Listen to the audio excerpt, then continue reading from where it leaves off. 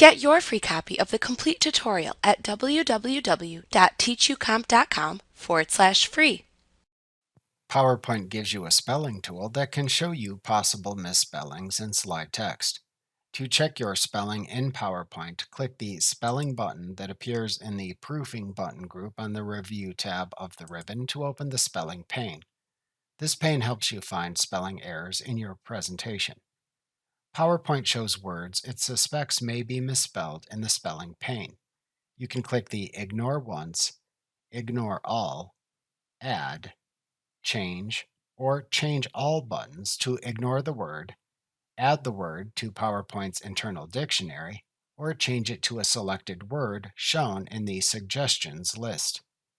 When you select any of these options, PowerPoint will then move to the next word it thinks may be misspelled until it has completed checking the entire presentation.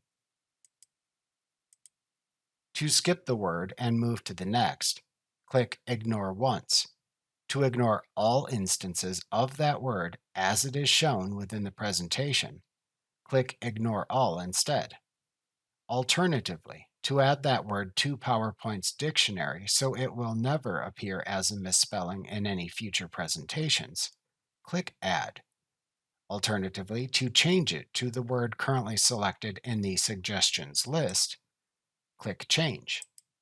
To change all instances of the word and replace it with the currently selected word in the Suggestions list, click Change All instead. Whenever you reach the end of the spelling check, a box appears to notify you that PowerPoint has finished checking the presentation. Click the OK button to close the confirmation box and complete the spelling check for your presentation. Like what you see? Pick up your free copy of the complete tutorial at www.teachucomp.com/free.